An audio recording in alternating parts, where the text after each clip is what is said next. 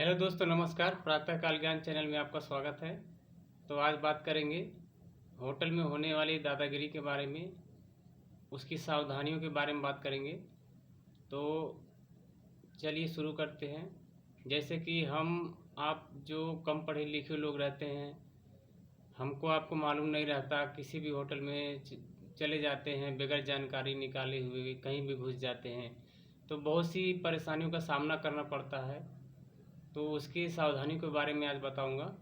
तो चलिए स्टार्ट करते हैं। दोस्तों, पहला नंबर है कि कहीं भी जाने से पहले, किसी भी होटल में ठहरने से पहले हमको जानकारी ले लेना चाहिए।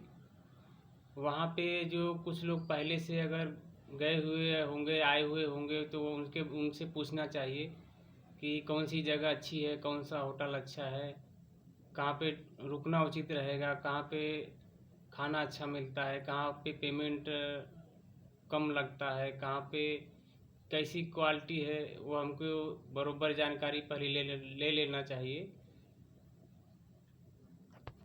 दोस्तों, तभी सफ़र की शुरुआत करना चाहिए जब हमारे पास जानकारी अवेलेबल हो। सफ़र सुखद और अच्छा भी हो जाता है जानकारी लेने के बाद ही होटल में घुसें कहीं भी। तो चलिए दूसरा नंबर शुरू करते हैं। दोस्तों, जानकारी निकाल कर अगर हम नहीं गए तो ये लोग बहुत ही चूना लगा सकते हैं। और क्योंकि आपका बजट कुछ और रहेगा आपके पास, और वहाँ जाने के बाद बजट कुछ और निकालेंगे, कुछ भी चार्जेस लगाएंगे, फिर टिप देना पड़ता है। वो तो अलग बात है, लेकिन अपने बजट से अगर बाहर गया तो क्या कर सकते। तो आपको परेशानियों का भी सामना करना पड़ सकता है, आपकी बेइज्जती भी हो सकती है उस जगह पर। कहीं कहीं तो कई कई होटल ऐसे दादागिरी भी करते कि जूठे बर्तन और गिलास भी धोने पड़ते हैं। ऐसा सुना है मैंने, हालांकि मैंने कहीं नहीं किया है, लेकिन ऐसा सुना है। लेकिन इसके लिए आपको मैं अवगत कराना चाहता हूँ कि इस कंडीशन से बचने के लिए सावधान रहिए, जानकारी निकाल कर लेके जाइए। तो चलिए शुरू करते हैं तीसरा नंबर। दोस्तों, कहीं भी बाहर निकले, कहीं भी बाहर होटल में जाएं या किसी भी दुकान पे जाएं, बस स्टैंड, रेलवे स्टेशन, तो आप सबसे बड़ी सावधानी रखें, खुले पैसे ज़रूर रखें अपने पास में। क्योंकि खुले पैसे आपके पैसे भी बचाते हैं। क्योंकि खुले पैसे के अभाव में अपने पैसे चले जाते हैं ज़्यादा किसी की तरफ, वो बाद में वापस मिलते नहीं। कोई इतना ईमानदार है नहीं जो वापस आपको ला के देता है। आपको ध्यान में निकल गया तो वो लेके चले जाते, कोई देता नहीं। इसलिए खुले पैसे ज़रूरी है रखना। नहीं ज़्यादा तो कम से कम तो 20 की, 10 की, 50 की, कम से कम 100 की भी एक आधी नोट ऐसा रखना पड़ता है। बाकी बड़ी नोट भी रही तो चलती, लेकिन खुला रखना बहुत ज़रूरी है, आवश्यक है आपको। चलिए शुरू करते हैं चौथा नंबर की।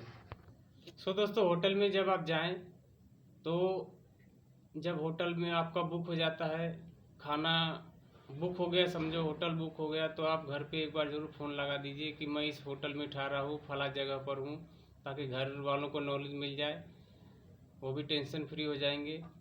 और इतना नॉलेज देने से हमें भविष्य के लिए, दूसरे दिन के लिए टेंशन का काम नहीं रहता। कुछ भी अनहोनी होने पर घर वाले को जानकारी रहती है किस होटल में ठहरे थे, हर एक चीज़ का समाधान निकल जाता है। और चलिए शुरू करते हैं पाँचवा नंबर का। दोस्तों, पाँचवा नंबर है, कभी भी आप होटल में ठहरे तो कम से कम यात्रा पर कभी भी बाहर आप गए हो, होटल में ठहरे तो कम से कम 3, 4, 5 आदमी, जितने भी ज़्यादा से ज़्यादा हो सके, ज़्यादा से ज़्यादा लोग एक साथ जाएं। तो इससे क्या है, परेशानियों का सामना करने से आप बच सकते हैं, आपको सुविधा भी मिलेगी 2-4 जन साथ रहने से। हालांकि चाणक्य नीति में भी बताया गया है कि यात्रा 4 लोगों के साथ किया जाना सुखद रहता है। तो 4 लोग, 5 लोग, 3 लोग जैसा रहे, तो कोई आपसे दादागिरी भी नहीं कर सकता, कोई एक्स्ट्रा पैसे भी नहीं वसूल सकता। तो इस हिसाब से 3 से 4 जन अगर साथ में रहें तो बहुत अच्छी बात है। दोस्तों, मैं वीडियो क्यों बना रहा हूँ, क्योंकि मेरे साथ भी ऐसी घटना हुई थी एक बार। हम पहला सफ़र में कहीं बाहर जा रहे थे, तो उस समय हमारे एक बगल में रहते थे अंकल जी, वो लेके जा रहे थे साथ में। तो रेलवे स्टेशन से हम लोग उतरे, तो रेलवे स्टेशन से बाहर जैसे ही गए तो वहाँ पर एक होटल था, वहाँ पे खाना खाए। तो खाना खाने के टाइम पे वहाँ लिखा था 22 रुपये में एक एक थाली मिलेगी, यानी 22, हम 2 लोग थे, 22 दूना 44 रुपये, 44 रुपये में 2 थाली। उस बहुत दिन पहले की बात है, कम से कम 12-15 साल हो गए। तो उस टाइम पे 44 रुपये का खाना था दोस्तों। और हमने 100 की नोट दी, हमारे अंकल जी ने, चाचा लगते हैं वो, हमको साथ में लेके जा रहे थे। तो 100 की नोट दिए और वो एक भी रुपये वापस नहीं दिया, और उल्टा बात करने पर दादागिरी दिखा रहा था। तो उसको हम लोगों ने भी बोले, भाई हमारा एरिया रहता तो हम पैसे निकाल के दिखा देते। तो क्या, सब मिला जुला कर बात ऐसी आ गई कि भाई हम रेलवे स्टेशन पे थे, बाहर थे, अब वहाँ पे किसका सोर्स लगाएंगे, कोई पहचान वाला भी नहीं था। तो इसलिए आप भी सावधान रहें, लिखे हुए पर ना जाएं, पहले से जानकारी निकाल के ले लें कौन सा होटल अच्छा है क्या है, उसके हिसाब से आप व्यवहार करें। तो दोस्तों छठा नंबर है कि आप बड़े होटलों की बजाय थोड़ा मध्यम क्वालिटी के होटल में भी आप ठहर सकते हैं, जहाँ पे कम बजट में भी अपना काम होता होगा, ज़्यादा फैसिलिटी नहीं रहेगी, सोने की, खाना खाने की व्यवस्था भी रहेगी। ऐसे होटल भी बहुत से रहते हैं, और जहाँ पे सुख सुविधा भी मीडियम में अच्छी रहती है, पैसे भी कम लगते हैं।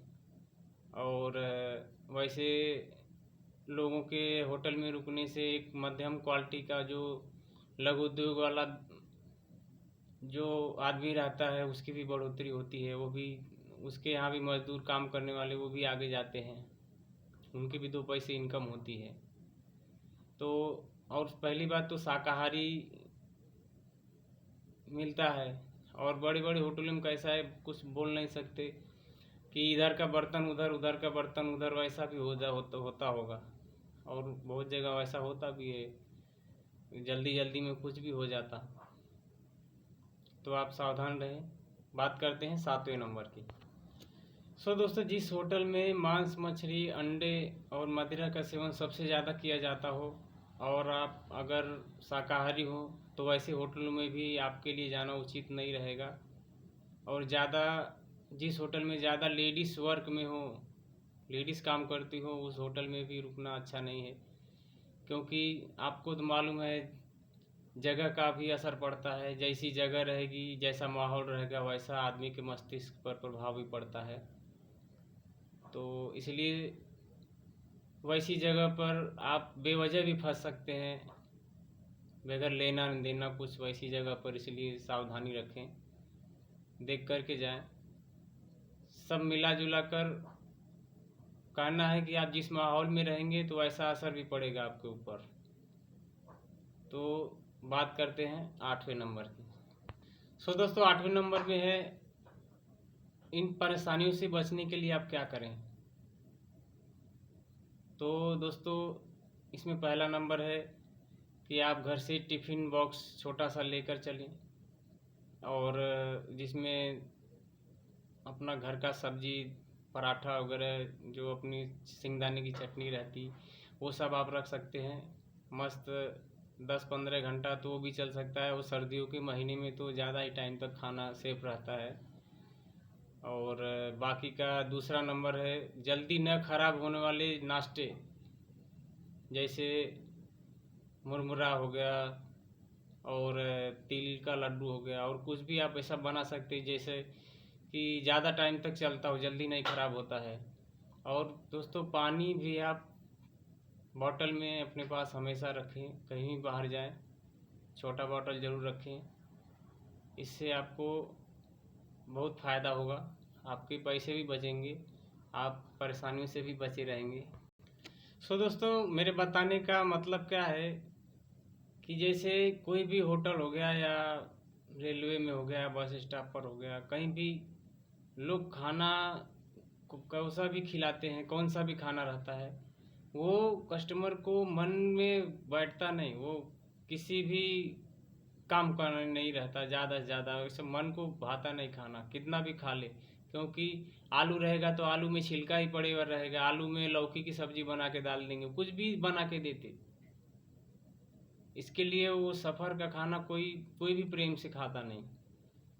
हमारा मिला जुला कर कहना ये है कि आप पैसे थोड़ा ज़्यादा ले लो, उसकी रेट फिक्स प्राइस कर दो, लेकिन खाना एकदम मस्त बनाओ। रोटी बनाओ तो ऐसा कि 3 से 4 रोटी हो, खाने पर आदमी का पेट भर जाए, कम से कम 5-6 घंटे तो निकल जाए आराम से, वैसा बनाओ। रेट बढ़ा दो ना, रेट फिक्स कर दो, लेकिन खाना अच्छा दो। और रेट पैसे रह के भी आदमी खाना नहीं खाना चाहता, ऐसी कंडीशन है। तो मैं किसी भी होटल वाले की या किसी भी खाना बेचने वाले की मैं बुराई नहीं कर रहा। मैं ऐसा, आप लोग अपने मन से विचार करिए कि ऐसा होता है कि नहीं होता है। अभी बाकी जगह पे भी बहुत से होटल वाले हैं, समझो रेलवे स्टेशन पर के हो गए या कहीं भी सफ़र करते हैं, लंबा सफ़र आप लोग आते जाते होंगे, देखते होंगे कि हम वो क्या सोचते हैं कि कस्टमर एक ही बार आता, दोबारा नहीं आता। उनकी ऐसी सोच होती है कि कस्टमर एक ही बार आता है, दोबारा नहीं आता। अरे वो तुम्हारी बहुत बड़ी भूल है, वो तुम्हारी बहुत बड़ी भूल है। कस्टमर हर सफ़र में, हर साल में 3 बार 4 बार आता है, और हर बार उसको हर स्टेशन का नाम मालूम रहता है, हर दुकान मालूम रहती। अगर तुम्हारी दुकान, कोई किसी की भी दुकान नामवर रहेगी तो उसी दुकान पे जाएगा, उसी दुकान पे खाएगा। जब कहीं भी सर्विस उसको नहीं सही मिलेगी तो कहाँ खाएगा?